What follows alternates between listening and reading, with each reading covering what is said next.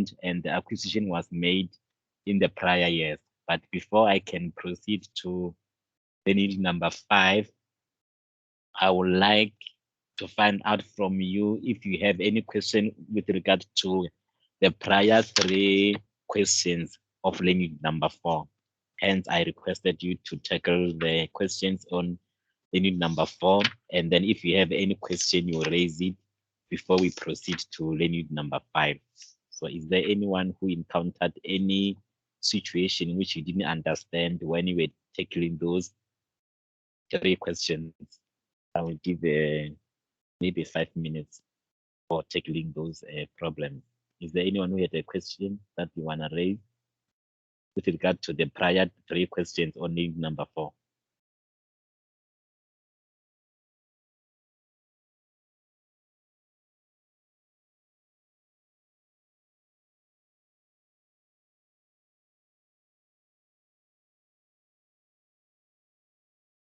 Any question?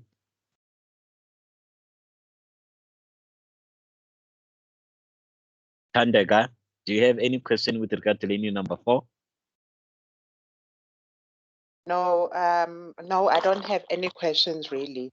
But maybe what I always find myself doing is I become flustered when I'm tackling a question because I don't know where to start. And it's usually the same actually with exam situations as well. So when we're tackling these questions, what is the best way to start? So for instance, if I'm expected to do a statement of financial position, what would you advise is the best way to start doing? Start by just doing the statement, by just doing the analysis of owner's equity and work it back, starting by the calculations, or just draft what we think is required for the statement of financial position. Okay, because I will answer that question. I will answer that question at a later stage. Okay. Thank you. So that was only from your side. Yes, that was the only thing from my side, because I think I end up wanting to see what the answer says, because I'm not sure where to start. And then, yeah. And in exam, there won't be any answers. Yes, unfortunately. Okay, cool. Noted. Witumelo? Witumelo? No, I don't have any questions on my side. Okay, thank you. Mulise? Sorry, I was muted. No questions on my side for now. Okay, and then Stephen.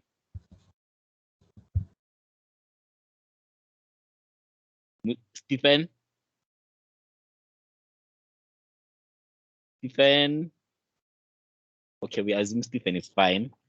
Okay, with regard to the question you asked, Tandeka, which formula or which process you need to follow when you are answering the question. First, you're going to check you are required. Let's say they want the statement of financial position. So in that case, it's going to force you to have a draft of your analysis of shareholders. Then in that case, after you drafted your analysis of shareholders, then it's going to give you a clear indication of how should you present your statement of financial position. But in a case where maybe you are only asked to draft the statement of profit and loss, it might not be more necessary for you to draft the analysis of shareholders, because the only thing that you're going to need on your statement of profit and loss with regard to your non-controlling interest, it will only be the profit realized by the subsidiary during the current year, since we don't focus on anything happened in the prior year. Since anything that happened in the prior year, in most cases, they go to retain earnings, and they also, and remember, your retained earnings affect the statement of financial position. So first, you check you are required. So SFP, it's going to lead you to do the analysis of shareholders. But the SPL, there's no need for you to do the analysis of shareholders in order to save time, because remember, the analysis of shareholders will consume time when you are drafting it. And then another last one, the SCE. The SCE will also going to need you to draft the statement of financial position, I mean, the analysis of shareholders, because the SCE, it go hand in hand with your SFP, because on your SFP, on the equity part is where you're gonna put the items that comes from your statement of changes in equity. I hope I answered your question, Tandeka. Please clarify if you need further. Yes, it's clear. Thank you so much. Yeah, so when you have a question, you check the required, then your required will guide you what to do. If they want the all consolidated financial statements, so it means in that case, the analysis of shareholders is a must that you must have. But if they want only SCE, which is, SCE, which is statement of changes in equity only, then you can also have the analysis of shareholders. Then if they want the SPL, which is statement of profit and loss, so in that case, there is no need for drafting the analysis, because you know that you can only focus on the current profit, which we did during the current year. So that profit realized by the subsidiary, then the certain percentage of it is going to form part of the non-controlling, and certain percentage is going to form part of our consolidations. But I think you will see more when we'll be dealing with learning number 5, because it's where these examples it will be in a case of a practical. So let's proceed further to our learning number 5. So as we can see on my slide is the consolidations of partly owned subsidiaries. So remember in learning number 4, it was 100% acquisition from our subsidiary, but in our learning number 5, they partly owned. So in this case, we acquired maybe 50%, 55%, 17, 80, 90, but not 100%. So since we didn't acquire 100%, there is a certain portion that is gonna go to our parent, and then that minority which is not going to, which is remain with the subsidiary, is the one which is gonna record it as our non-controlling interest. So since we did have this kind of a situation in our learning number 3, but in that case, it was only where the acquisition was made today, and then we also draft the financial for the year ending today or the current year. But in this case now, in our learning number 5, we'll be dealing with a situation where the acquisition was made in the prior years. It can be 1 year, 2 years, 3 years back, as long as but it's prior year. So, but the financial statement, they have been drafted in the current year. So we have to apportion the retained earnings and in the prior year, and the retained earnings or the profit that will be realized in the current year. So you already have a basic understanding on the acquisitions, whereby we have the 100% shares, which is issued by the subsidiary, and then me as the company, I come to that subsidiary, I acquire the shares, but I don't acquire the full 100%. Instead, I acquire 80%, and then he will remain with 20%. That 20% in my side is going to represent the non-controlling when I'm drafting my financial statement, either the SFP or the SPL. Then now we're going to have a look on our example, which is on page 74, whereby we're having a situation where the consolidations are being drafted on the 31 December 2009. However, the acquisition was made long time ago on 1 January 2007. So in case of this example, our analysis of shareholders is going to be divided into 3 parts. So we're going to have a situation where it's going to be the at acquisition, which it will be the date which we acquire the shares in our subsidiary. And then we're going to have a since acquisition to the beginning of the current year, whereby it's from the date which we acquire the assets up to the beginning or up to the last year of our prior year. Then we have to tackle that retained earnings. And then again, then it will be the current year. Any profits which you realize during the current year. Sometimes, so you have to make sure that you check your dates. Sometimes you can have a situation whereby our analysis of shareholders is going to have 2 parts. It's going to only have the at acquisition and have since acquisition to the end of current year. So you must know when do you use since acquisition to the beginning of current year, and when do you use since acquisition to the end of current year. So let me elaborate further. If it happened that the acquisition was made last year, in this case, if the acquisition was made last year, so it means your analysis of shareholders is going to be divided into two parts. It's going to be the at acquisition and since acquisition to our current year.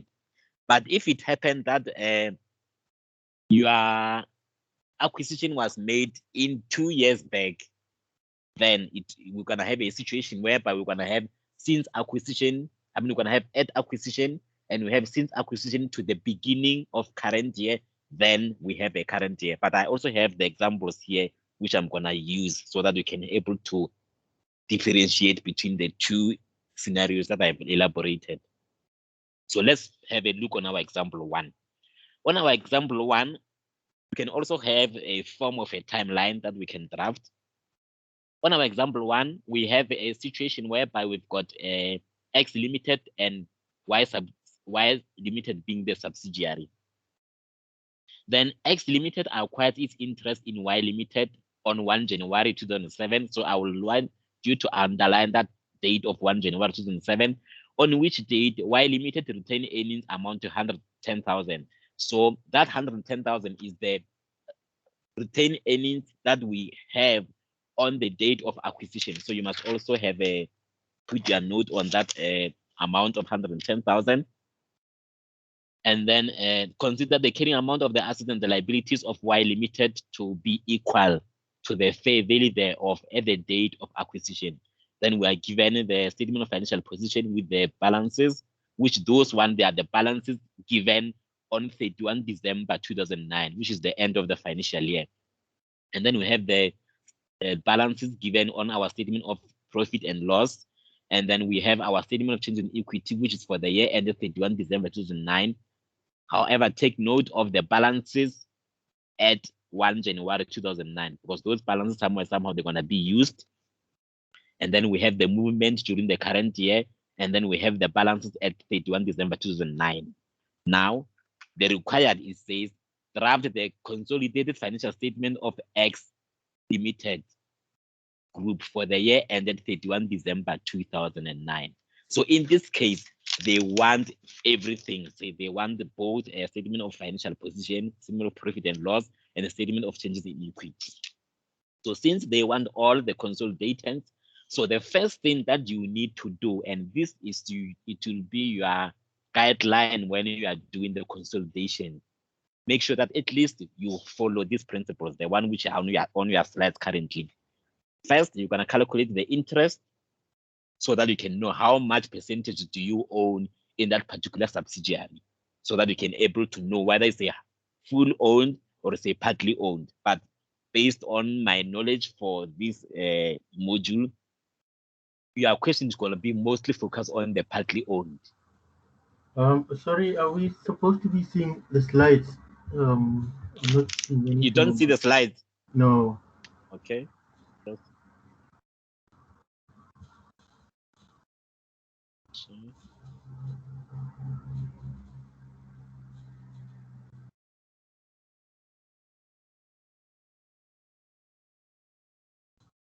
Can you see it now?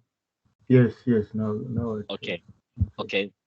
So on my prior slides, which I will just go back so that since I thought you were seeing the slides, the prior slides, it was this one, the consolidation of a partly owned, which is what we are talking about currently.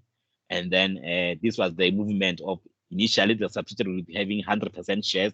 And then after the 100% shares, I come and acquire a certain percentage of the shares issued. Then in this case, I acquired 80%. Then after the 80%, the 20% will be my non-controlling interest in our consolidations. And then we have the situation where we have this example that we are dealing with, example 1 on page 74.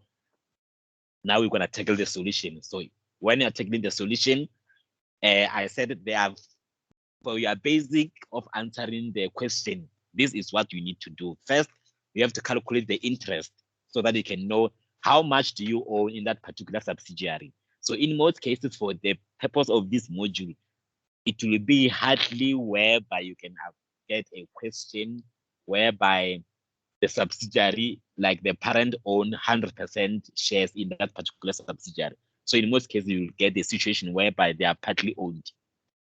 So you calculate the interest so that you can know whether it's a fully owned or partly owned. Then number two, you draft your analysis of shareholders. But that is also based depending on the required. In this case, since the required it wants everything, it means it's necessary for us to draft the analysis of shareholders. But if the required was only to draft the statement of profit and loss, so there is no need for us to draft the analysis of shareholders because we'll be wasting time because it's not going to be marked at the end. Because out of that analysis of shareholders, you only need one line item, which it will be the current year profit. And that one, you can do it as your calculation. You just calculate the profit for subsidiary. And then after having the profit for subsidiary, you multiply by the interest which you own. So the remaining will be the non-controlling interest. Then from there, you eliminate the common item or the intragroup item so that you can able to consolidate whatever is remaining. So since there will be the things that they won't be eliminated, those things, they are the one which they need to form part of your consolidation. Then we go and tackle this example in starting from page 74 and see how we're gonna end up with it at the end. So we have the three statements which were given. So now we have to first draft our analysis of shareholders. So in our timeline, I said we have a date of 1 January 2007, which is the date which we acquired our interest. And our financial, they end on 31 December 2009. So it means we have the period 1 January, which is, it will be the date of acquisition. 1 January will be acquisition date. And then the period from the 2 January until the 31st December 2008, it's gonna form under the since acquisition up to the beginning of the current year. And then we're gonna have another period which it will start from the 1 January to 31 December 2009. So do you prefer me to show you this in terms of a Word or Excel, or I can just talk like this, then you'll understand? In this case, I will need your answers so that I know which format do you want me to present this. Excel. Okay. So it means, let me open my Excel on the other side so that we can continue.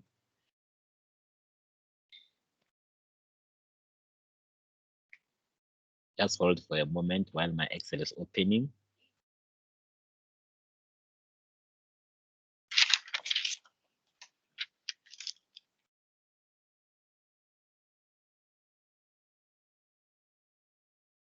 Okay.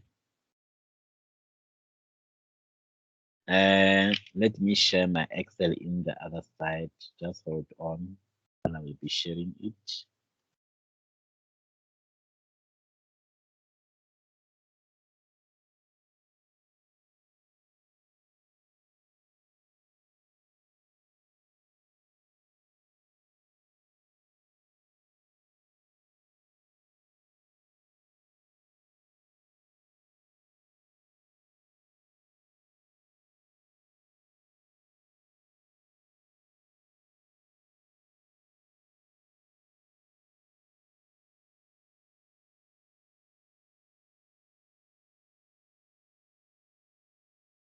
Can you able to see my Excel? I will want the response so that I can know that Yes, we we are. see it. All right, cool. Okay, in our example, we have a situation whereby the financial statement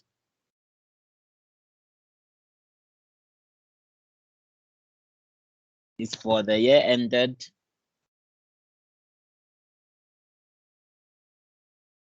31 December 2009.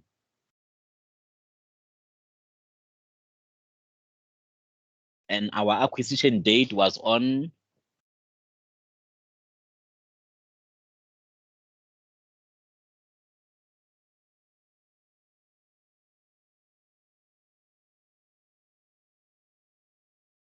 on 1st January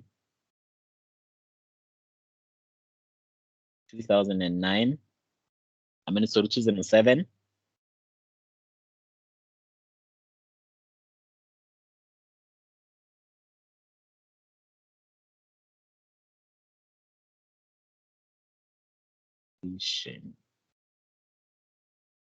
Then we have to draft a little bit timeline so that we can know how will our analysis of shareholders look.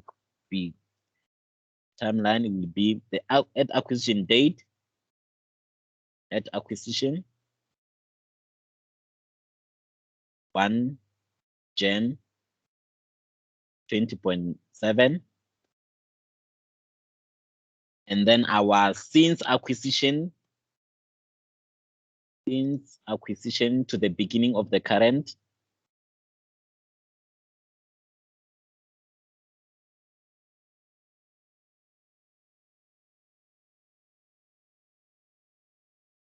will be the second, to be 2 Jan 2007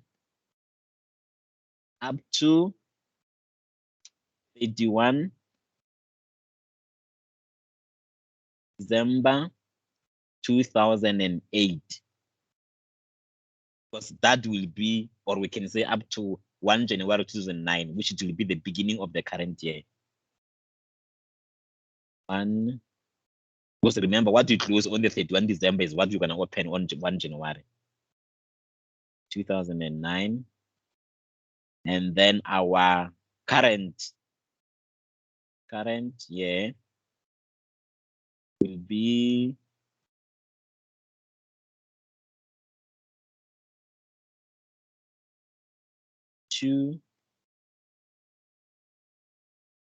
Jan up to 31 December.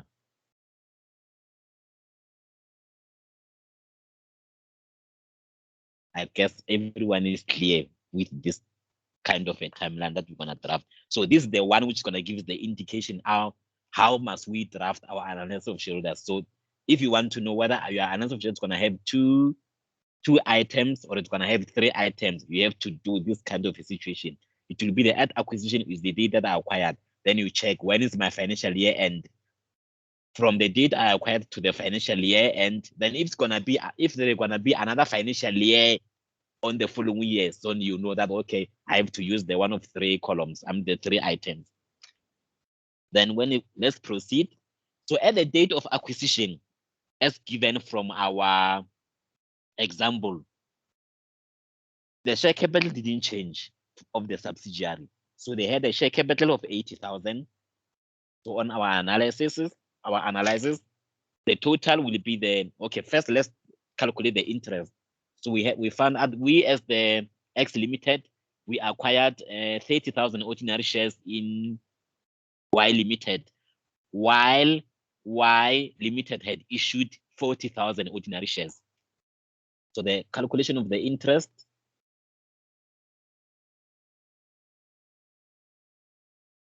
will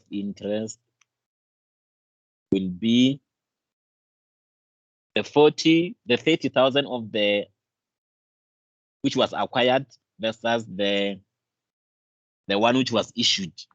The issued shares was 40,000. I guess everyone see that 40,000 issued by our subsidiary at the 2 rand value, which should give us the 75%. Was our 30,000 divided by 40. When you do your calculators,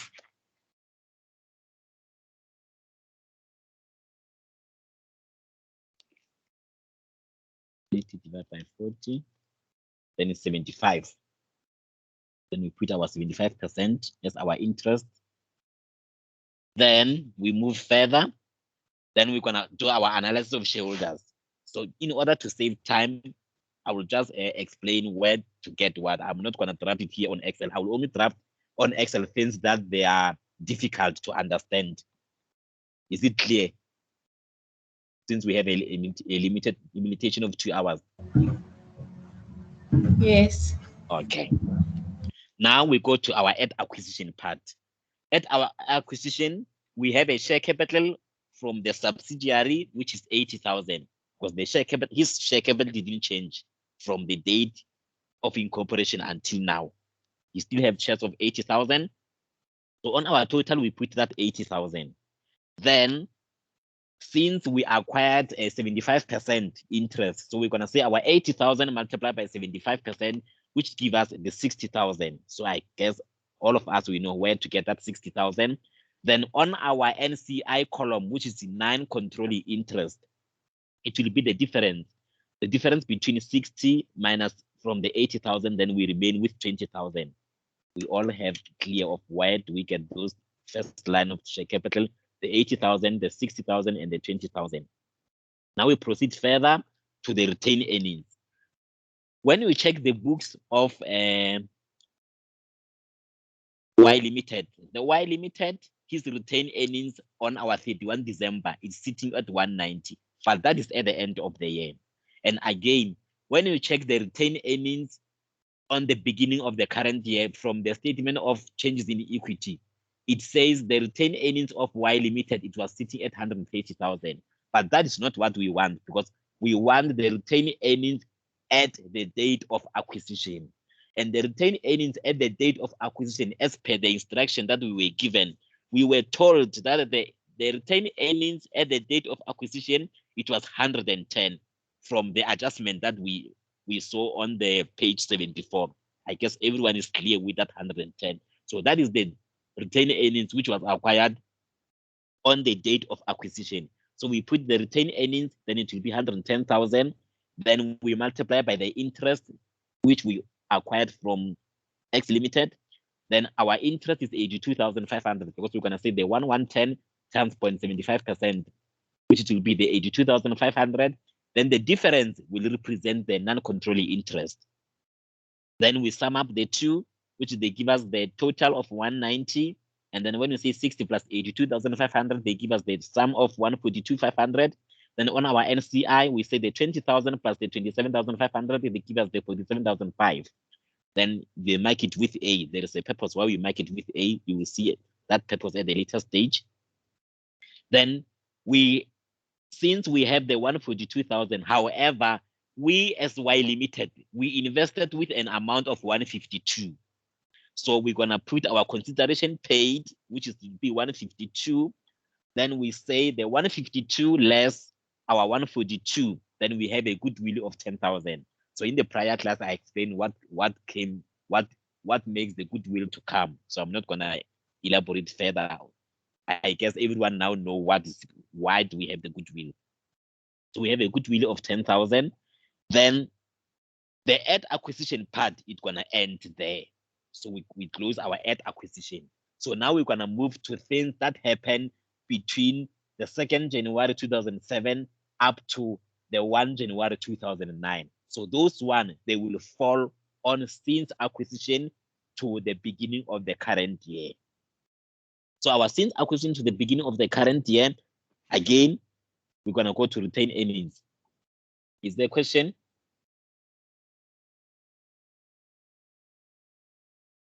Ultimately, we're having a question. Okay. Let me proceed.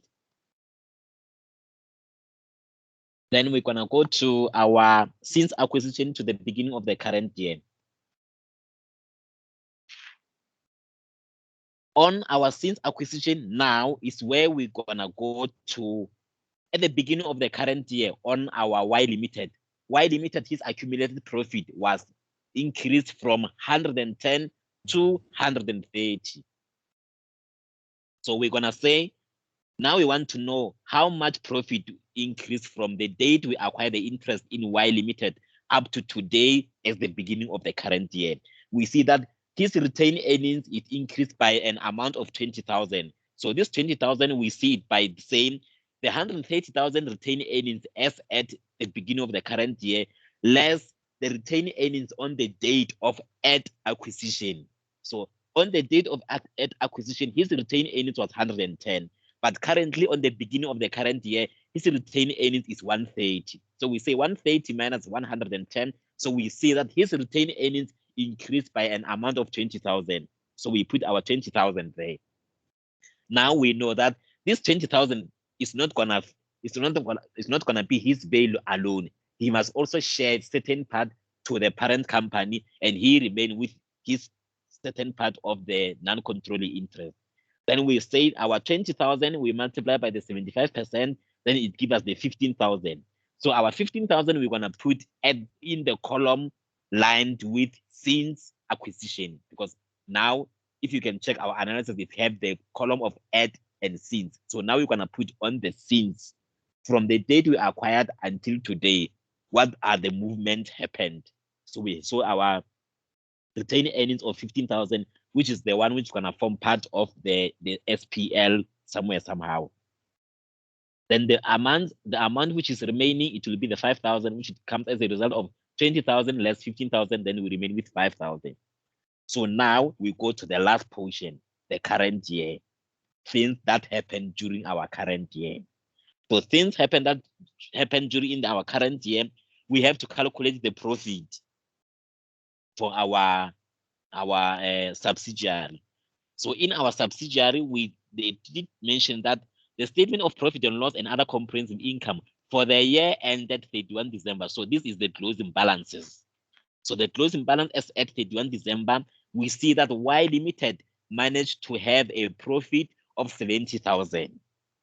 So we say, okay, the current year profit is 70,000. So out of the 70,000, there is a certain percentage which must go to the majority shareholders, which it will be the parent in our case. So the majority shareholders, they have an interest of 75%. So we say the 70,000, we multiply by the 75%, then we see that our majority shareholders, they need to get an amount of 52,500. So we're gonna put it on that column of since acquisition on the current year as 52,500.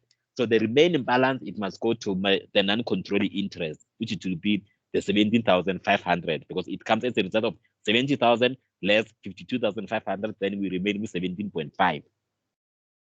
And then when we go to the analysis, when we go to the statement of changes in equity under Y, we see that Y have the dividend which was paid. And since we own 75% of the interest in Y, so it means somewhere, somehow, Y paid certain dividend to us. And the dividend that he paid will equate to the 75% of the interest we own in him. So the 10,000 of the dividend paid by Y, you times by 75%, then it gives you the 7,500. So the 7,500 will represent the dividend received by us as X. I don't know if I make sense there. So the dividend received from subsidiary on your statement of profit and loss, it's shown as 7,500. That represents the dividend declared by Y Limited. So Y Limited declared the dividend of 10,000. Out of the 10,000, we get 7.5 because we own 75% shares in him. Then when we go further down on our analysis of shareholders, we're going to have dividend paid by subsidiary, which is 10,000. And then 75% of those shares, it must go to the majority shareholders, which will be the 7.5. And then the remaining 2.5, it must go to the minority shareholders, which it will be the non-controlling interest of 2.5. Then from there, we sum up everything. We'll say our 200 plus 20 plus 70, then minus 10, then it gives us the 280. Then we say 15 plus 52.5 plus 7.5, they give us 60. And then we say our 47.5 plus 5,000 plus 17.5 plus, minus 2.5, then they give us the 67,500. So up to so far, is there anyone who have question with regard to this analysis of shareholders before we proceed further?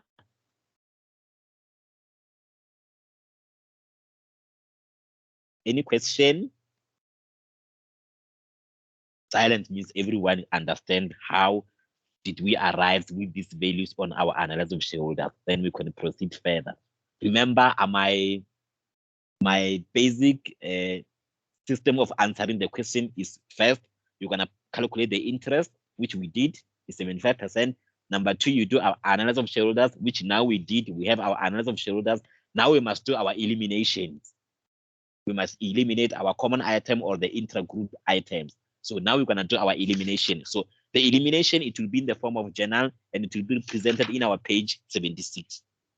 So let's go to our page 76. Now we do our elimination. On our elimination, we're going to eliminate things that happen on the date of acquisition, which it was at acquisition. Those share capital of 80,000, the retained earnings of 110, and then the goodwill which arose on that day of acquisition, which is 10,000. So the interest that we paid on our subsidiary, we paid in the value of 152,500. So initially, the share capital and the retained earnings, they were going on the credit side, but because we want to remove them, we're going to put them on the debit side. So the goodwill, because it's something that arose and it's going to be carried further as an asset, we don't put it on the credit side. Instead, it's going to remain on the debit side because it's an asset to us and we're still going to continue using it. Then we have our 152,500. So when you say 152,500 minus those things on the debit, they will give you the 47.5. And the 47.5 is also presented in our analysis of shareholders under the first column of our at acquisition. We did have our 47.5. Then we eliminate the first thing, which will be the elimination of owner's equity of Y Limited at acquisition. Now we go to the retained earnings. So this now is things that happened after the acquisition date. So since there are things happened after the acquisition date, so we also have to put them, and we also have to eliminate them, because we only gonna remain with things pertain to us as the group. So the retained earnings that happened between the at acquisition and the beginning of the current year, the one for 5,000 in our non-controlling interest, it needs to be eliminated. So we put the retained earnings as 5,000 because we are eliminating it, and then the contra account to be used, it will be the non-controlling interest, because that 25% which was owned by other parties, we want to take it out. Then it will be the non-controlling interest in Y Limited for the period starting 1 January 2007 up to 31 December 2008. Then we have another non-controlling interest of 17.5, which is the one came as a result of the profit for the current year on the subsidiary books. The subsidiary realized a profit of 70,000, but the 25% represented the non-controlling interest. We also eliminate it. So we say non-controlling interest, SCI is 17.5, non-controlling interest, SFP 17.5. Then from there, we eliminate the dividend which we received from our subsidiary. As subsidiary declared the dividend of 10,000, but we received 7.5. So the 7.5 represented an income on our books. Then the income must go to the credit side, but now we are removing it. So we're going to put the 7.5 on the debit side as our dividend received, and then the non-controlling interest of 2.5. So the dividend paid by subsidiary will be eliminated as 10,000. Normally, the dividend paid was supposed to be on the debit side, but now they're going to go into the credit side because as a result of elimination. So there is this further column which shown on our NCI, the one for 67.5. That column is not part, it's not the journal, it's just we regard it so that you can able to see what came as a result of the NCI, because somehow these figures, they will be transferred into our statement of financial position and statement of changes in equity. So up to so far, is there anyone who have a question with regards to the elimination journal? Any question?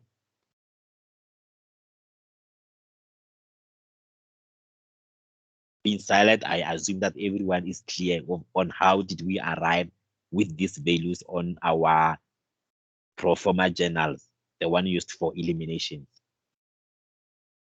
Then the last thing is to do the consolidation. So when you are doing the consolidation, you consolidate everything that was not eliminated. So whatever is remain is the one that need to be consolidated. So when you do the consolidation, you're going to start with your SPL. So the SPL, it's going to have from the page 74, we had the gross profit, we have the dividend received, then we have a profit before tax. So the profit before tax is represented by the X Limited as 114, and the Y limited as 105. So you can say 114 plus the 105. However, you need to less the dividend received. Less the dividend received because they were eliminated.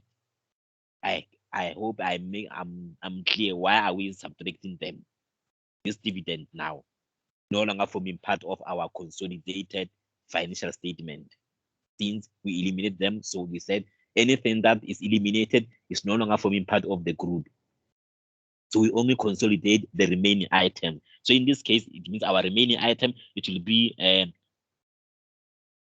the 107, you less the 7.5, then plus the 105. Then we arrive at an amount of 212, the 212,000. And then the income tax expense, we consolidate the one from the parent and the one for subsidiary. When we add them together, the 34.5 plus the 35,000, they give us the 69,500. Then our profit for the year will be 142,500. Then other comprehensive income, we don't have it because there was no revaluation done by the group. Then we have a total comprehensive income for the year, which will be 142,500. Then the total comprehensive income, it will be attributable to one, the owners of the parent. So you had 142,500. So they say 142,500 minus 17.5. The 17.5 is the one of the current year profit which you had on your analysis of shareholders. The one we represented the non-controlling interest. Since the subsidiary made a profit of 70,000, that 70,000, there is a certain portion which does not form part of the group. Instead, it must go to the non-controlling interest. That is the 17.5. That's why we say the owners attributable to the parent, it will be the 125. So 125,000 represent the profit of the group only. But if you say 125 plus 17.5, it will be the total profit made, including the non-controlling interest. I hope I'm clear there. Anyone who have a question with regard to that explanation? Any question? Okay, I assume that there's no question, then we proceed further. Then our non-controlling interest will be represented by the 70,500, as it's also shown on your analysis of shareholders in line with current year profit for subsidiary. Then, since we have our statement of profit and loss, now we can move further to our statement of changes in equity. So our statement of changes in equity, we had the balances at the beginning of the current year. So our balances on the share capital, we're going to have only 100,000. We no longer consider the 80,000 because the 80,000 was eliminated when we were doing our pro forma journals. Then we go to the retained earnings. The retained earnings, we're going to focus on the one for the parent, which it was 210. 210, then plus whatever happened during the current year. And whatever happened during the current year, it was the retained earnings happened between the since acquisition to the beginning of the current year. It was the one of the 15,000. So it means the 15,000, it was recorded as the opening balance of the retained earnings in the books of subsidiary. Remember, we had the retained earnings of 20,000, but only the 75% must come to the parent company, which the 75% represent the 15,000. So we're going to say our 210 plus the 15,000, which should give us an amount of 225. Then we have our totals, which will be our 100 plus 225, then we have a 325.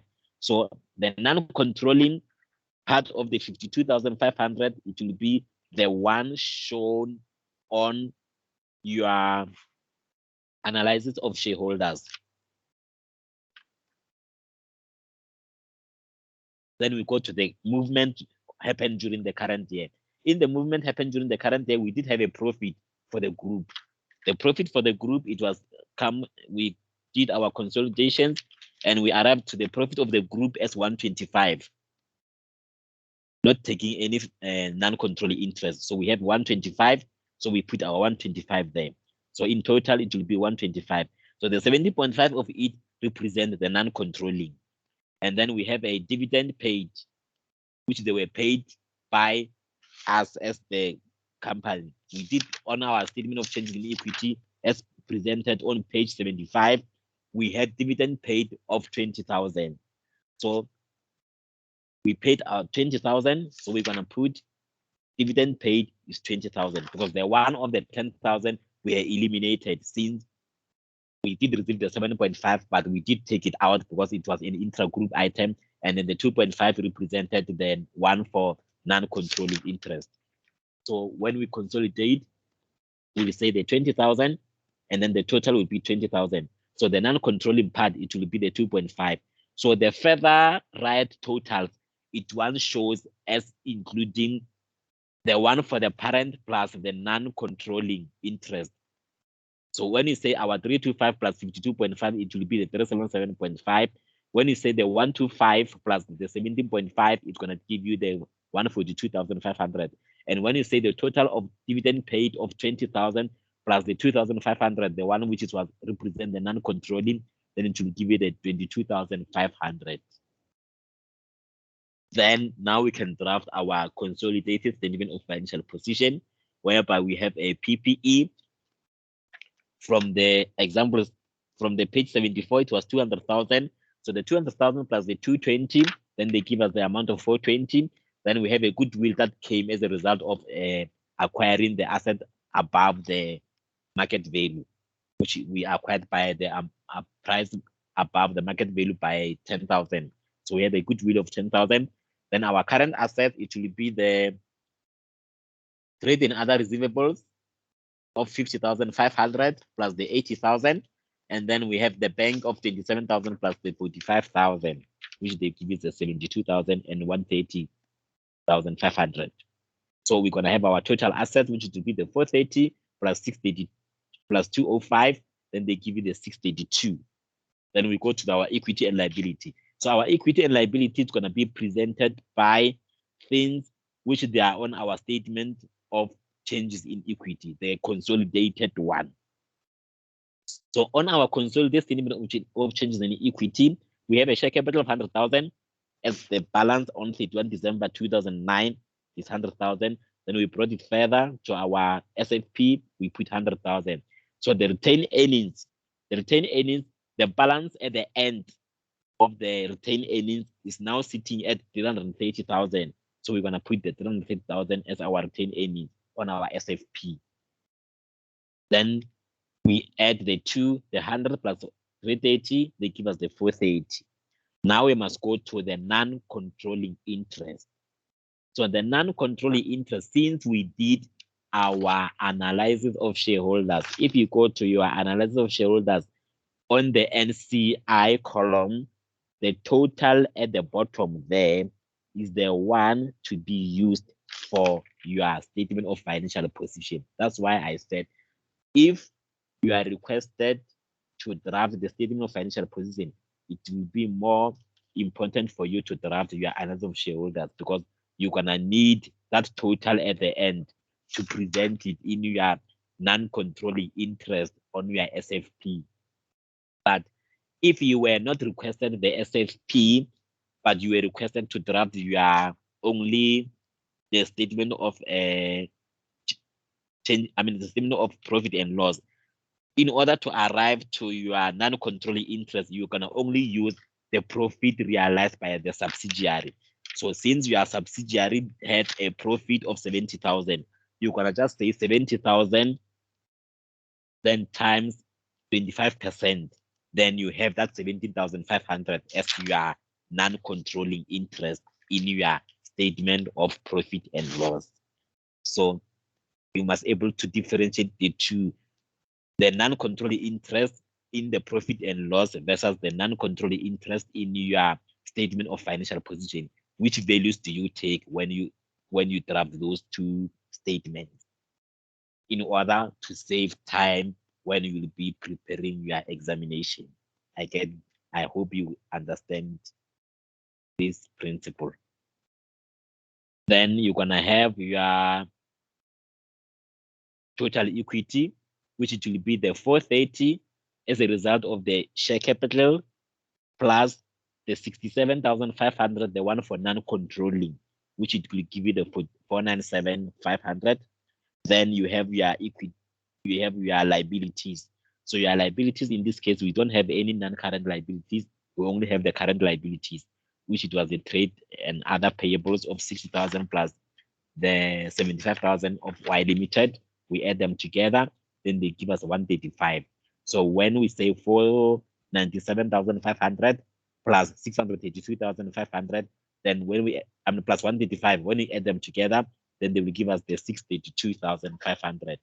Anyone who have question up to this point with regard to example 1, the consolidations of a partly owned subsidiary where the acquisition was made in the prior years. Any question up to so far?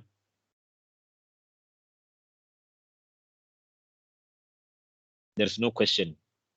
Can we proceed further to our comments in the study guide? Okay, I assume there's no question. So when we check on the comments, they say upon the consolidations, all assets, liabilities, profits, and losses of a parent and its subsidiaries are added together.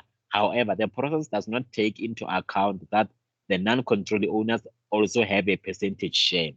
We credit the non-controlling interest in the statement of financial position to show that it is the portion of equity owed to the non-controlling owners. We reduce the retained earnings to allocate it to the non-controlling owners by debiting the retained earnings. Hence, debit the retained earnings by 5,000 and credit the non-controlling interest by 5,000. Because we did have a retained earnings, but we must also take into account that not all the retained earnings belong to us. But the retained earnings that we acquired for 20,000, not all the 20,000 belongs to us. Instead, only 15,000 belongs to us as a group. So the 5,000 must be reduced and be paid to those non-controlling interests or to those parties outside our group. Then likewise, we need to allocate the non-controlling owners portion of the current year profit to them. We credit the non-controlling interest in the statement of financial position to show that it is the portion of the profit owed to them. We reduce the profit in the statement of profit and loss and other comprehensive income to allocate it to the non-controlling owners by debiting the profit. Hence, we debit the non-controlling interest, the 70,500, and then we credit the non-controlling interest in the SFP by the 70,500. So here is to show that out of the profit that we had, the one for 70,000, only 52,500 belongs to the group. But the remaining, it belongs to those shareholders outside our group. So that amount, it's gonna be debited so that we reduce our profit to cater those shareholders outside our group. Then at the bottom of the statement of profit and loss and other comprehensive income, we can now allocate the profit between the parent and the non-controlling owners. We include a separate column for the non-controlling interest share in equity in the statement of changes in equity. In the previous line unit, we eliminate the entire amount of the dividend paid by the subsidiary against the dividend received by the parent, as the subsidiary was a wholly owned. Hence, the subsidiary is a partly owned. To eliminate the dividend, we debit the dividend received by X Limited amount, which is 7.5, and we credit the dividend paid by Y Limited amount to 10,000. The balancing figure in the journal is the debit balance of the 2.5. We debit the non-controlling interest, thereby reducing the non-controlling interest balance in the statement of financial position, as they realize a portion of their share in the profit in the form of dividend received. That's why we did that journal of the 7.5 and 2.5, whereby we're going to credit the 10,000 of the dividend paid by Y Limited. So the main purpose here is to eliminate, is to show that the 2.5 does not belong to the group. Instead, it goes to the shareholders outside the group, the 25% minority shareholders. Up to so far, any questions?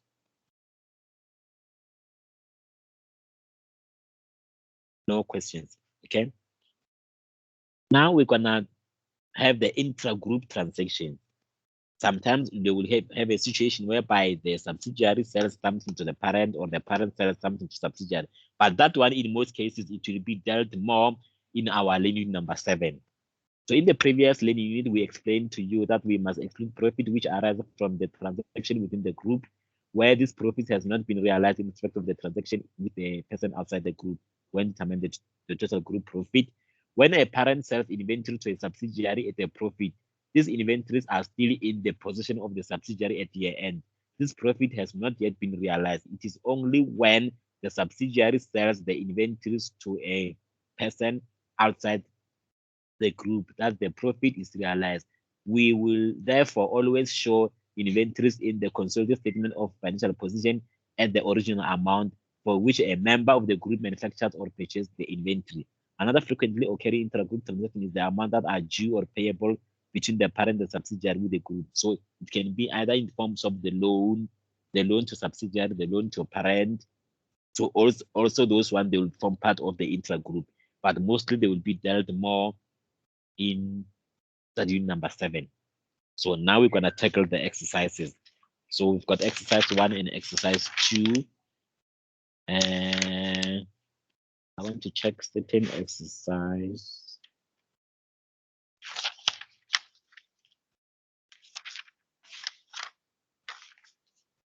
Yeah, let's do exercise 1, the question 1. So on our question 1, I'm going to also go to my Excel.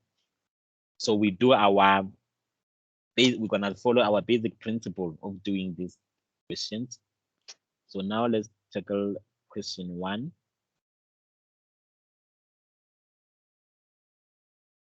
Can you still see my Excel? I will need a confirmation. Yes. Yes, we can see it. Okay. Now we've got this question on page 79, whereby we've got the P Limited acquired 60,000 ordinary shares in S Limited on 1 March 2001, at which date the retained earnings of S Limited was 12,000.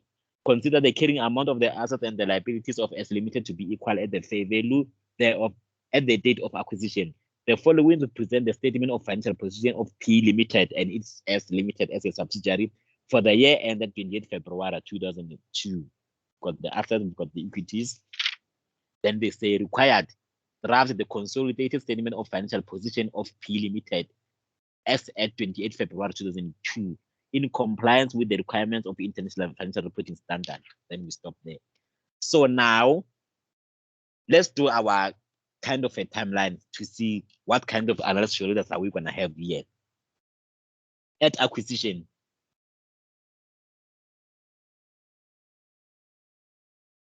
when is the date? When is our at acquisition as per example?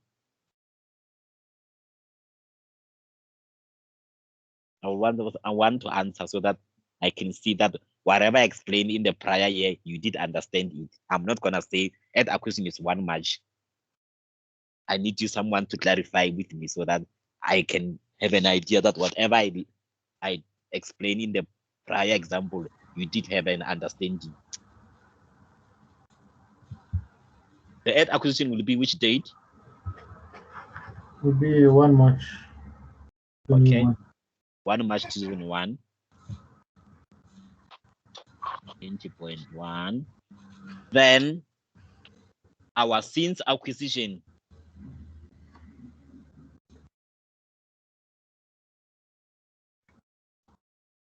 Will be 2nd of 2 March 2009, 2001.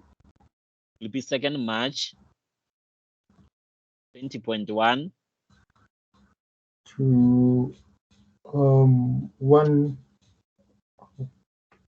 to the beginning of the current year. So it will be 1 March 2001. Oh, it can be. It can be, ne? Yeah, it can be. There. So yeah, it looks like 1 March to, since the beginning will be 1 March to the beginning of the current year. So it's that, since it's the same as beginning. So it should be the beginning. In this case, our beginning of the current year, because since we are doing the book of 2002, our beginning of the current year is the at acquisition, right? Yes. Yeah. So it means since acquisition, this one is not gonna, it will fall away. Now we're gonna go to the last portion, the current year. Which is the current year. So did you notice why it's important to have these things so that you can able to have an idea what kind of an analysis you're gonna draft?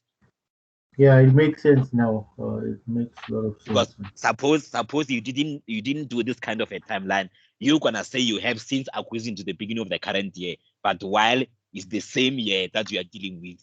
Yeah, I wouldn't have picked it up if I didn't do the timeline. That's why I say it's important that when you answer this question, you must draft a timeline. You say, today is my ad acquisition. Okay, I have my ad acquisition, which is the one March 2001, or is the 2 January, depending on the year you are given, sharp. Then from there, you check from my since acquisition to the beginning of the current year, will I have that period? If yes, then okay, my beginning of the current year will be this date. Then you say, okay, this portion will be my since acquisition to the beginning of the current year. Then from this portion to this portion will be my current year. But if you see that you're not gonna have since acquisition to the beginning of the current year, so it means your analysis of shareholders you're gonna have only at acquisition and current year done. So in this case, our analysis of shareholders is gonna only have two items, which it will be the at acquisition and another one will be the current year. So let's draft our analysis of shareholders.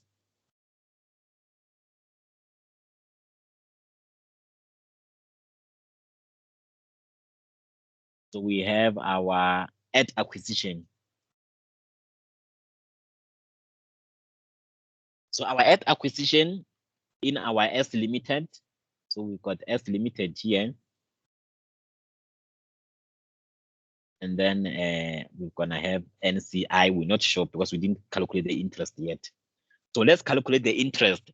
They tell us that we as P, we acquired 60,000 ordinary shares, while the price is equate to 127,200. But the shares issued by S Limited were 100,000. Am I right? Right?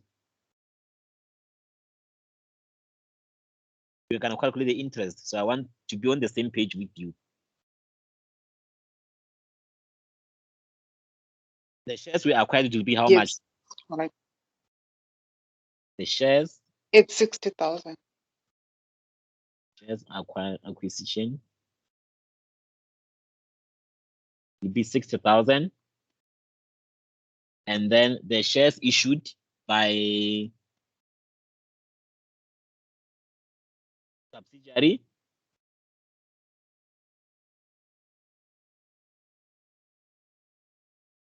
they represent the shares issued by subsidiary will be 100,000.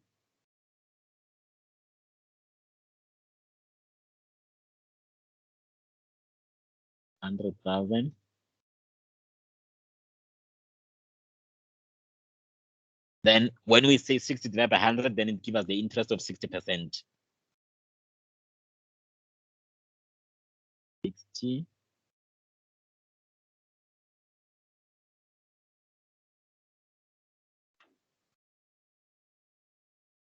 Then we own 60% in this percent. Then we'll have this 100% here. 100.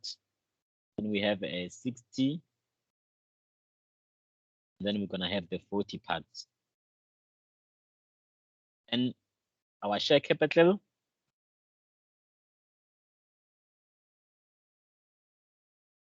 it will be in the subsidiary on the date of acquisition. His share capital was 200,000, right? Then we put the 200,000 here. And then we multiply by the 60%, which would give us the value of 120. And then on our NCI, it will be the 80. Then the retained earnings.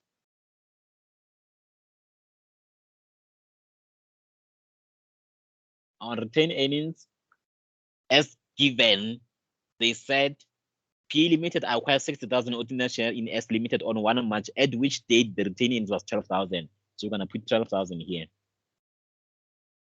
And then the 60% of it will be 7.2. And then on the minority it will be 4.8. Any question? None. So we're gonna proceed further. We add the two. Let me just do this.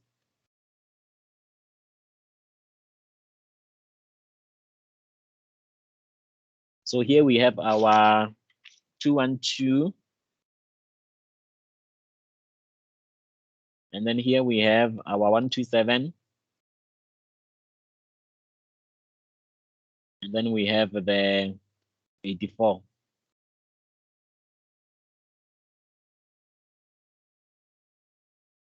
Then we do, they tells us we paid an amount of 127.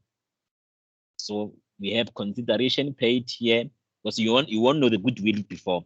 You're gonna have consideration paid.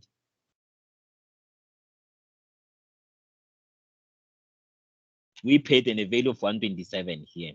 So since we paid 127, it means we don't have a goodwill. So it means we just acquired this person, but we didn't see an importance of acquiring at the amount higher than market value, because his business, we can say, is trading at the same as ours. So it's like we just want to rescue him from the financial burdens, maybe. So it means in this case, our goodwill will be 0. Will is nil. Then we proceed further. So we're gonna have, since it's our at acquisition, this one.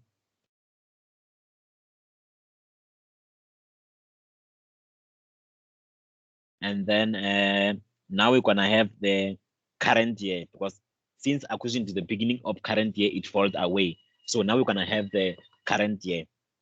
So current year, on our current year, so we have to first tackle the retained earnings. The retained earnings, when we check our books as we close, since we didn't have the beginning of the current year, so we're gonna only focus on the retained earnings at the end of the year. The retained earnings at the end of the year for this guy, it was 20,500, as seen on page 79. So we're gonna say retained earnings. Earnings will be done in the form of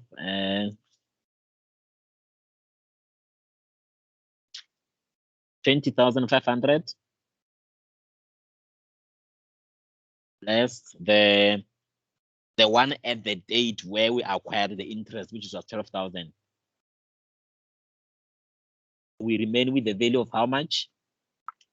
We're gonna remain with the value of we do a calculation, 8.5. And then we have to multiply this by 60%. So our 8,500 times 60%, then it gives me an amount of 5.1. So the 5.1, it must sit in this column as our date of add. So remember here it was since this portion was seen at acquisition, I mean at, or we can say it's total, sorry. It's total. And then we add since, and then NCI. So we put our 5.1 here. So the difference of between the 5.1 and 8.5, it must go to the NCI, this 3,400 here. Then, since we didn't have any profit shown. If there was a profit here, I was gonna show the profit. I was gonna have a profit here from the subsidiary, and then it will be XX here. Let's say, and then I take this XX value, I multiply by the 60% here, and then I'm gonna put it here, and then the remaining difference is gonna sit here. So this one, it is the one which is gonna go to your owner's non-controlling interest on your SPL. So this value. So for heaven's sake, which is not part of the example, let's say it happened that subsidiary maybe realized a profit of 3,000 for argument's sake. So 3,000, and then I will say 3,000 multiplied by 60%, which would give me the 1.8. And then I will say the difference between the 3,000 and the 1.8, it's gonna give me the 1.2, which this 1.2 is the one which is gonna go to your SPL, this one alone. So suppose you are not asked to do the, what is this? You are not asked to do the statement of financial position. So your the SPL part of the non-controlling interest, it will be this one. This one will be a non-controlling interest. NCI on the statement of profit and loss. I think it makes sense. So from there, then you can start, in this case, we can start to do our consolidations. So we move further. So this thing, we're not going to include it. It was just for demonstration purposes, so that you can able to see where are the certain figures go. So now we're going to do your elimination part. We eliminate elimination.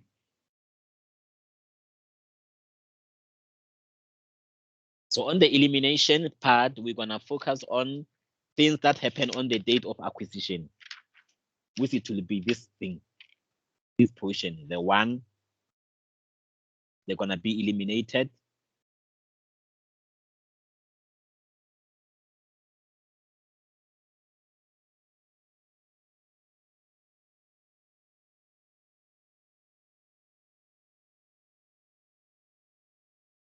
We eliminate these things. So when you go to your analysis of shareholders, which is shown on page, I'm sorry, if you go to your elimination of the pro forma journals, which is shown on page 83, you see that we did have the share capital, which is 200,000. We have a retained earnings of 12,000, which is this one. And then the investment in S Limited is 127, which is this one.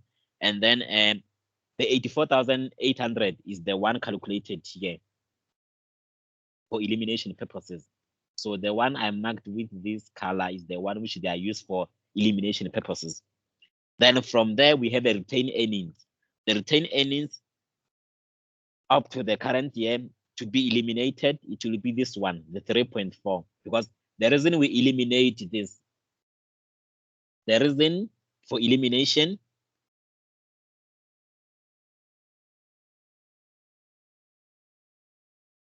it does not form in the group. It does not form part of the group. It does not form part of the group. It goes to the minority shareholders.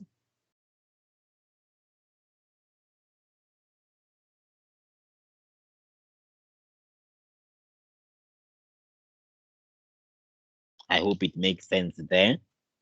Then we proceed further. Now we can, since you eliminated this, now the whatever is not eliminated is the one to be used to draft your statement of financial position. So in this case, the whatever not eliminated, the things that sit in the parent, then we're gonna add them. So we're gonna draft our consolidated statement of financial position, which we will have the property PPE as our 30.6 plus 218, as seen on page 82. Then we've got current assets, which is going to be the 8.6 plus 10.1, which will be 18.7. So we've got equity and the liabilities. We've got share capital. So the share capital, we're going to only focus on the one for parent. It was not eliminated at all. So the share capital for the parent, it was sitting at 100,000. So we put 100,000. So the retained earnings now, on the retained earnings, we're going to take the 24,500, the one for the parent, plus this one, and the 5.1, which was realized during the current year.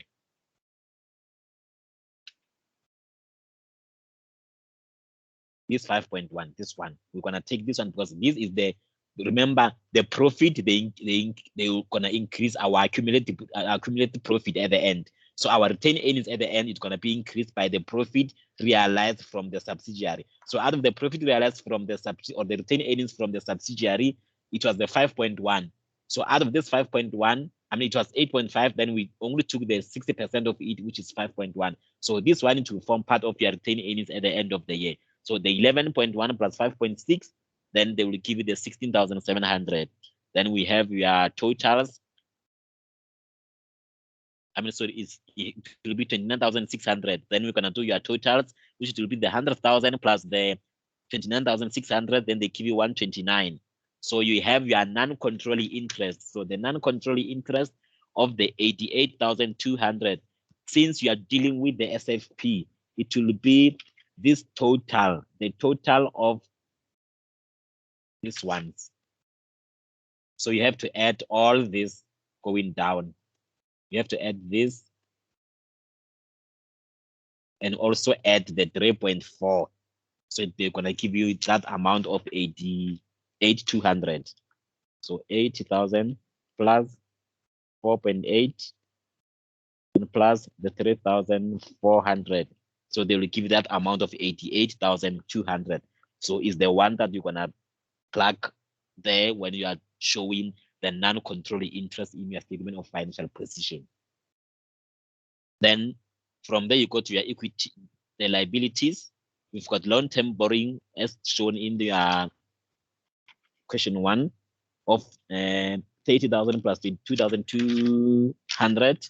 And then you've got the current liabilities, which do come as a result of 11.1 plus 5.6.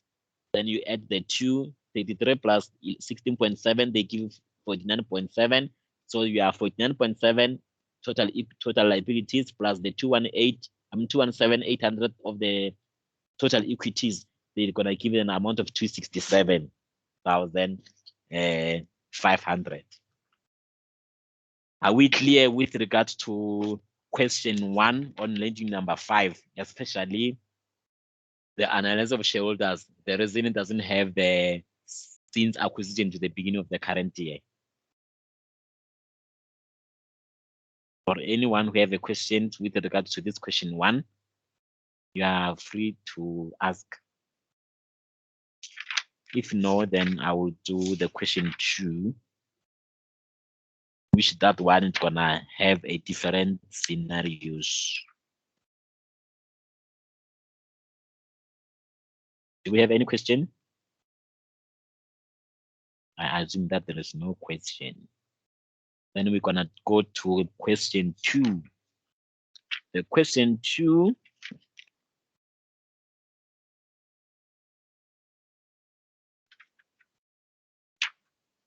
is shown on page 80. So on page 80, they give us information that we've got X and Y Limited, whereby X Limited acquired interest in Y Limited on 1 January 2005, at which date the retained earnings of Y Limited amount to 22,000.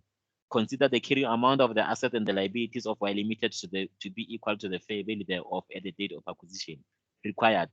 Draft the consolidated statement of financial position and consolidated statement of profit and loss and other comprehensive income and consolidated statement of change in equity of X Limited Group for the year ended 31 December 2006 in compliance with IFRS. Then let's check the date of acquisition. Or let's do our timeline first. We've got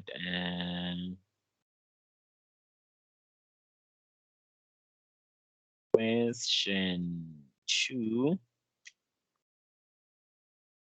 Calculate interest.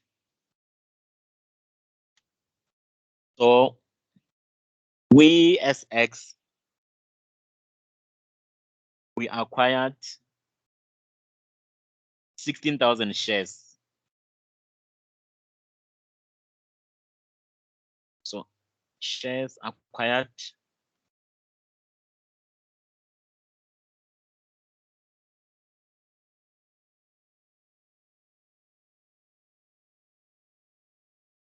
the shares acquired will be 16,000.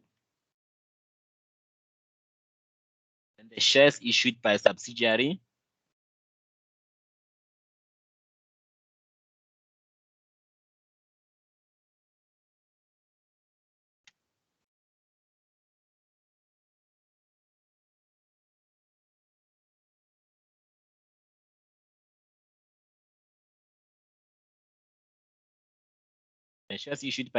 will be how much? 20,000. Then we say our 16,000 divided by 20,000, it gives us the interest of how much? 16 divided by 20, interest of 80%. So there's an 8% interest in Y Limited.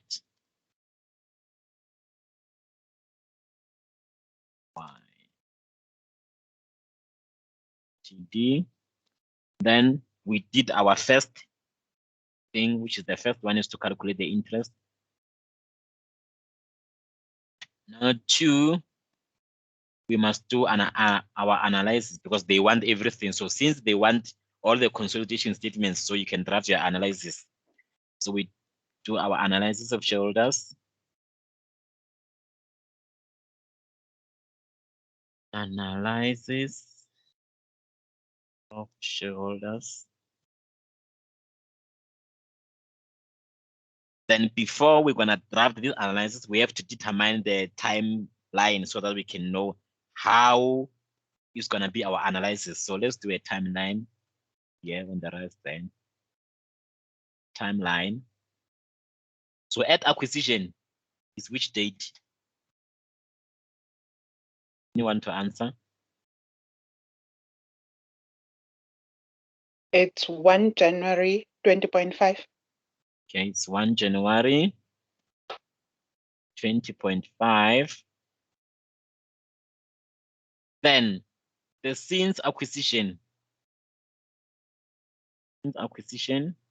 to start from the 2nd January 2.5 to when? To the beginning of the current year. The beginning of the current year in this case will be the 1st January 2006, right? Am I right? Yes, that is correct. I'm going the other way around. I'm not talking Greek, right?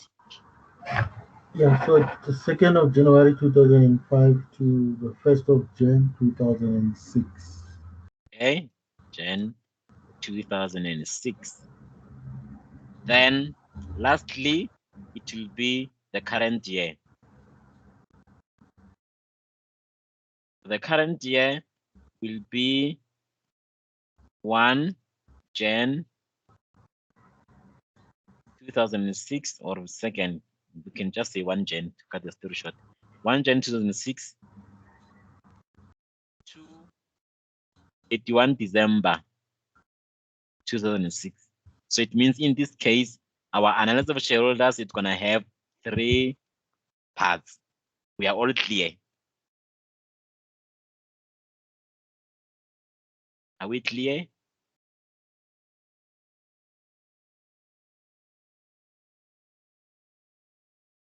Are we all clear? Because we are silent. Okay, let's continue. So it means we're gonna have at acquisition here.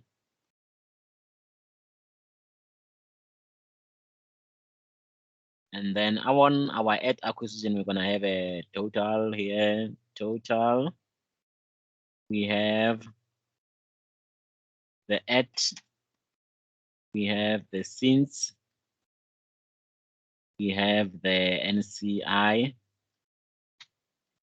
while this belong to the percentage of 80%. 80%,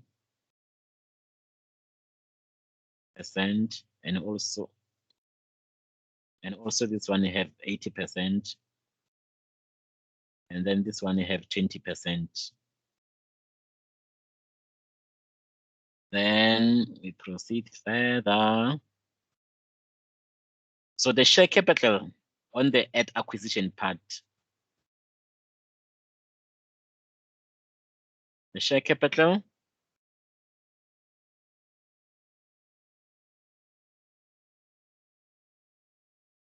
was how much?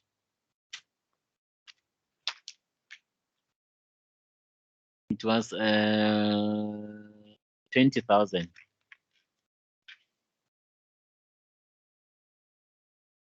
20,000. 80%, it will be 20 times 0.8, 16. And here it will be the 4,000 as the difference. Then we have the retained earnings.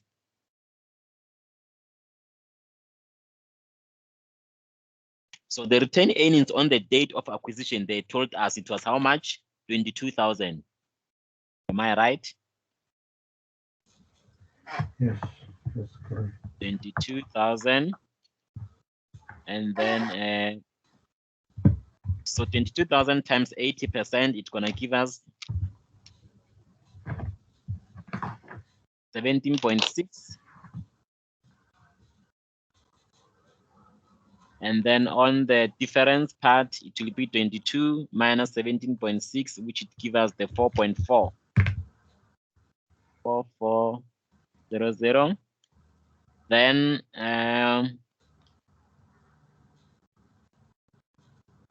the consideration paid.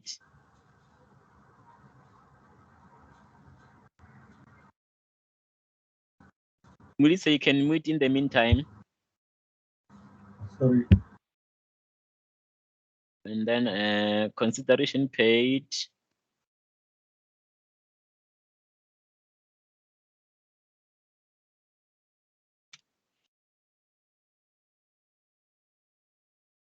We paid an amount of 33,600 as shown on your asset section of the statement of profit, statement of financial position, the abridged one on question 2. So we paid 33,600. So it means we didn't buy with the bargain there, because when we add the 2,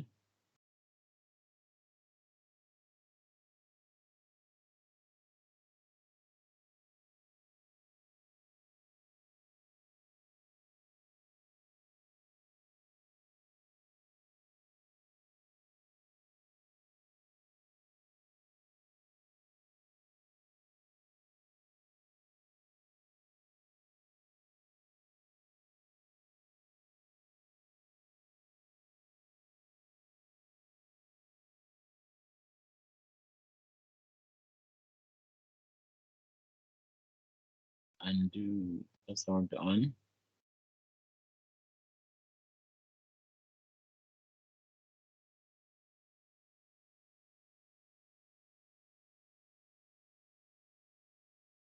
We have also the 33,600. So it means our goodwill here will remain at nil. Then we proceed further. So the since acquisition part, since acquisition to beginning of current year. So we're gonna have a retained earnings retained earnings. So our retained earnings in this case, as at the beginning of the current year, which we don't even, they didn't tell us. Okay, the retained earnings at the beginning of the current year for our Y Limited, it's shown as 35,000. If you can check from the abridged trial balance, it's shown as 35,000. Then we'll say our 35,000, because these are the balances as 31 December. However, for the retained earning purposes, they did mention that those balances, they were on 1 January 2006, which is the beginning of our current year. So we have our 35,000 less the balance at the date of acquisition, which was 22,000. So it means on our retained earnings, we're gonna have 13,000. So 13,000 by 80%, it gives us the 10,400. So we put our 10,400 here, and then we put the difference here as our 2,600. Then there was nothing happened. There was no revaluation done, blah, blah, blah. So it means we're gonna go further, and then we just go to the current year. So things happen in the current year, which it will be our last position. We have at acquisition, we had since acquisition to the beginning of the current year. And then we have the current year part. So on the current year, any movement happened during the current year, it will be the profit, if there's any. We had the profit before tax of 80,000. We have accumulated depreciation, property, plant, investment, taxation for the year, current asset. So let's calculate our tax, our profit on the other side. So calculation of the profit, we can do it for both parent and subsidiary, just to cut the calculation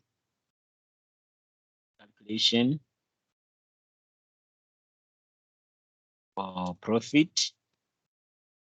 So we have, I'm gonna put X here, and then it will be Y here.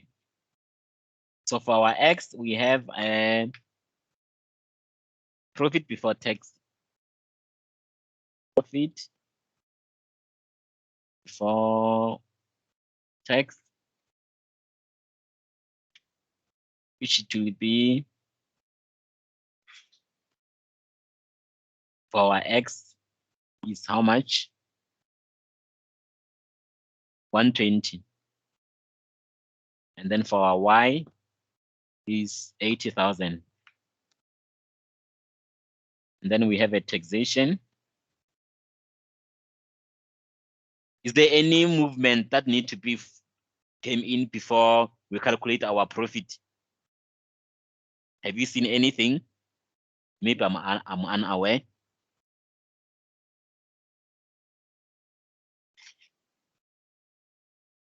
None. Eh? So taxation, which it will be our 28,000 for Y, and 42,000 for X. So 120 minus 42 will remain with 78. And then here it will be 80 minus 28 is 52.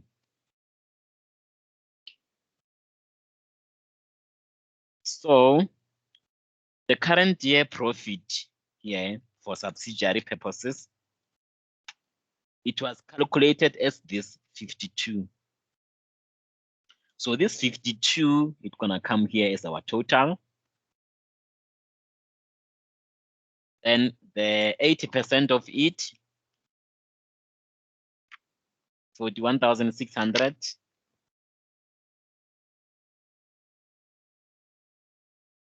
and then the 20% of it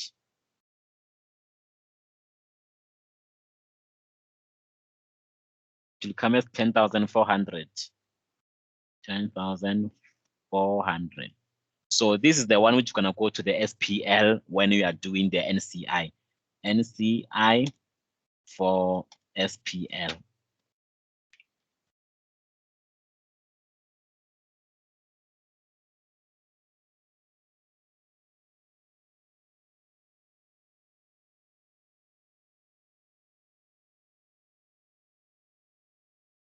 Okay, then we can close everything.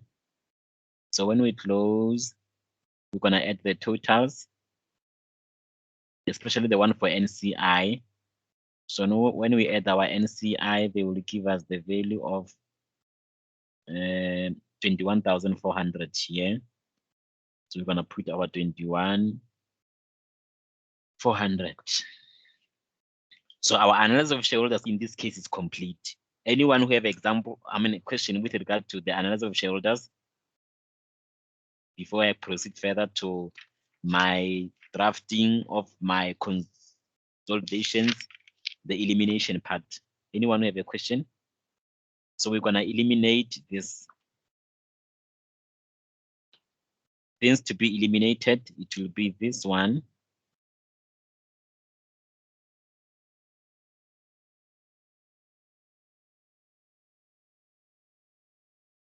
And the 2,600 will be eliminated. And then the 10,400 will also be shown as elimination purposes. This one will also be eliminated.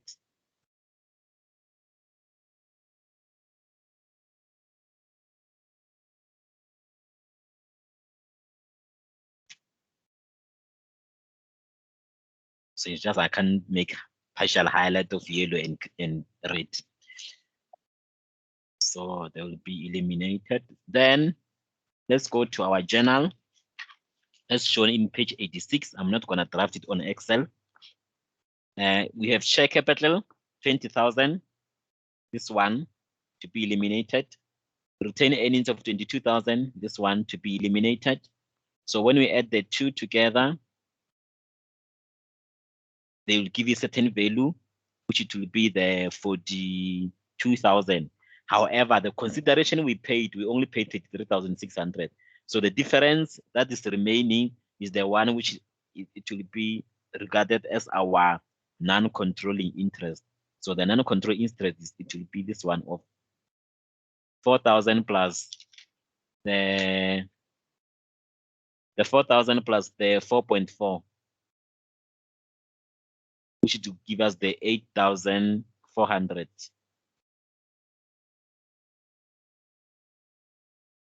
So when we add the two, they give you the 8,400. Therefore, we move further. We go to our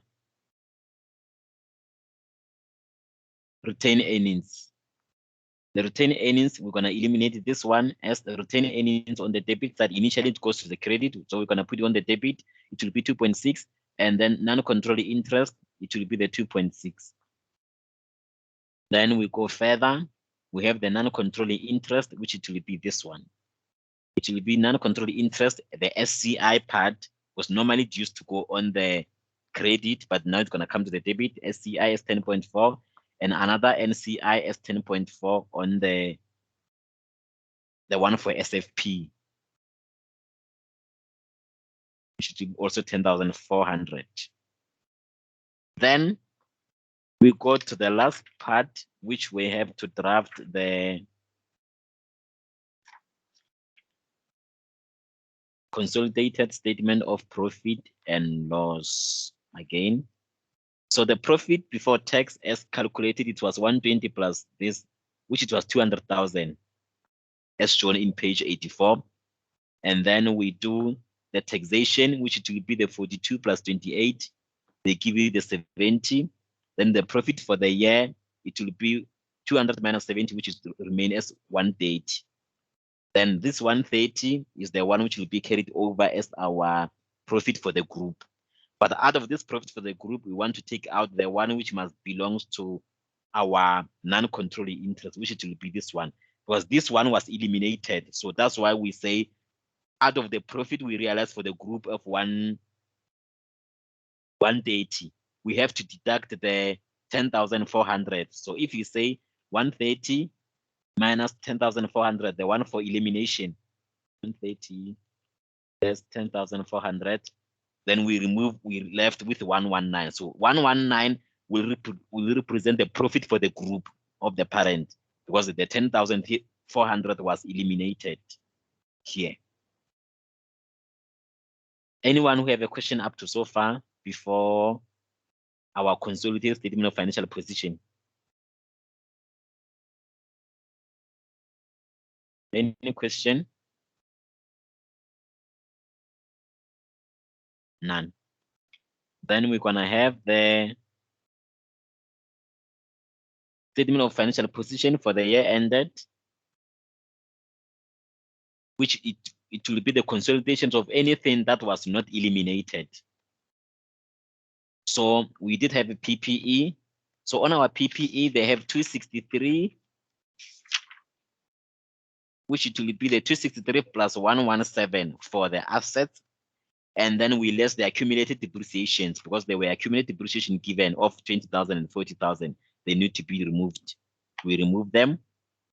And then we've got current assets, which will be 66,400 of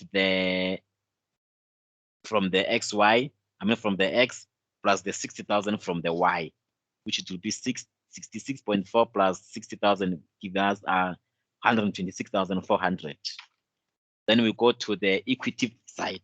So on the equity side, now we're gonna only focus on the equity for our parent, which we had an equity for the parent as share capital of 100,000, because the one for 20,000 was eliminated. So it will be share capital as 100,000. And then we have a retained earnings. So on the retained earnings, if you go to your SCE, the statement of change in equity, you had the retained earnings of the parent as 120. Then you have to add with the retained earnings happened during the year, which is this one. This one, because the first one was eliminated. That one, that retained earnings, this one of the 17.6 was eliminated when we were doing your pro forma journal. It's out, this one. So now we're gonna add the one of 10.4, which it will be the 120 for X plus the 10.4 from the amalgamation from the analysis of shareholders of Y Limited, which it will be total of 130,400. So now they show you out of this 130,400, you add there with the share capital, they give you a total of 230,400. So you do the non-controlling part, because if you say 230,400 we times by 20%, then it will give you not 20%, you times by, okay.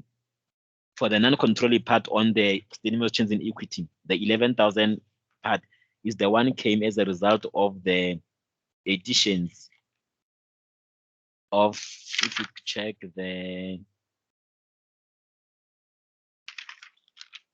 check the pro forma journal on page 86, you'll see there is said the 8.4 plus the 2,600.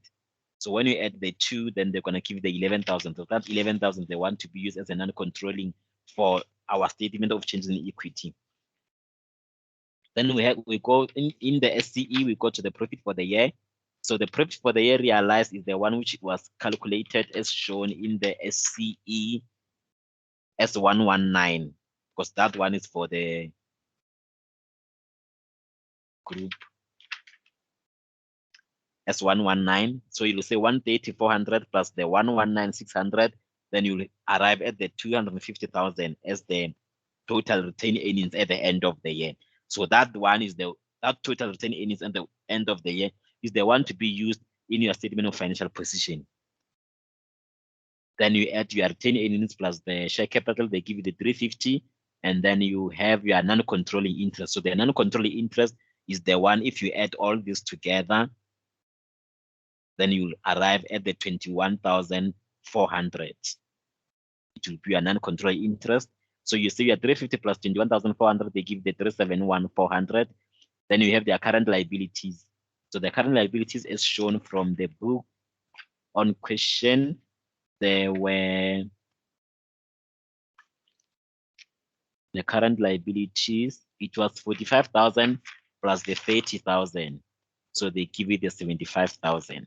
So you add your current liabilities plus the total equities. Then they give you the total equity and the liabilities of 446,400. So what left, it will be the question 3, but I would like you to do the question 3 on your side so that you can be able to see if you understood the two contents that I've explained, especially the since acquisition to the beginning of the current year versus the situation where there is a no since acquisition to the beginning of the current year, where your analysis of shareholders is going to have only 2 items, being the at acquisition and the current year. So I would like you to do that example, that question 3, and then if you encounter any difference, any questions or the difficulties that you don't understand, then you will raise during the class that I didn't understand this part of the question or the statement. How do I do it? So next week, or on our next class, which it will be next week though, we're gonna do the learning number 6 plus part of learning number 7. So the learning number 6, it will be the situation whereby the consolidations were made during the current year, but they were not made at the beginning of the year.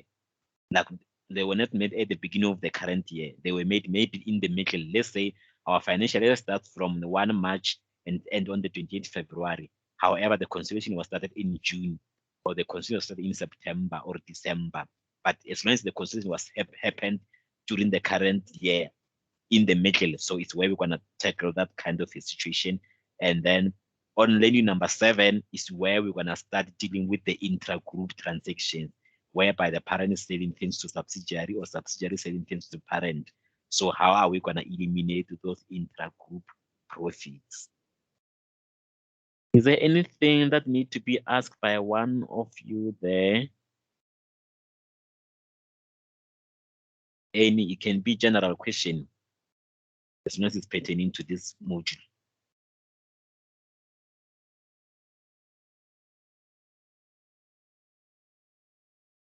Any question?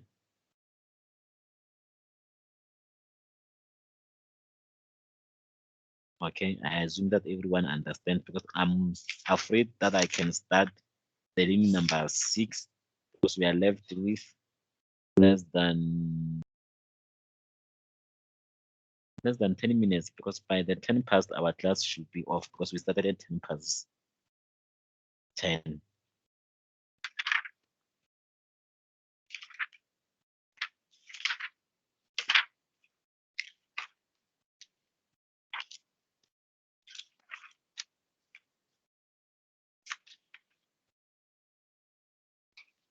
So anyone who have a question pertaining to the prior study unit that we did from study number 1 until the current one, study number 5? No question at the end. Tandeka? No question, Mr. Muller. Thank you very much. Okay, we do Melo. No questions on my side. Thank you. Okay. Murise? Same for me, no question for now, thanks. All right, and then the last one, Stephen.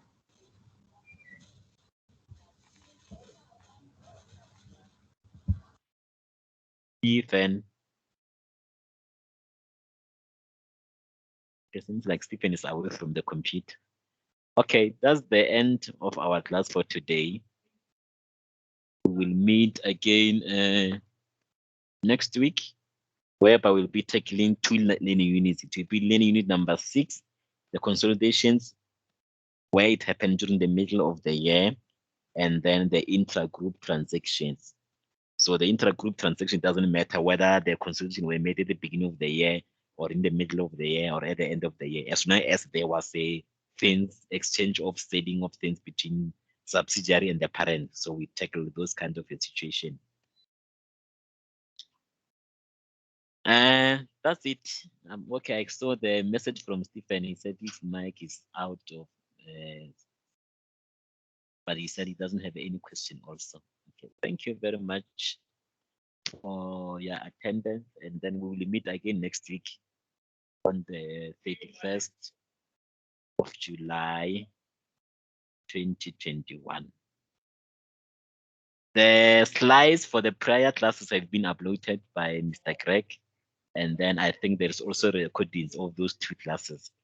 So the recording of this class will also be uploaded after being edited on the same link that you used to join this class. Thank you. Thank you. Thank you.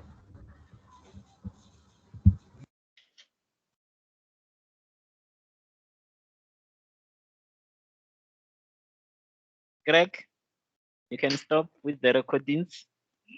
You can stop with the recordings.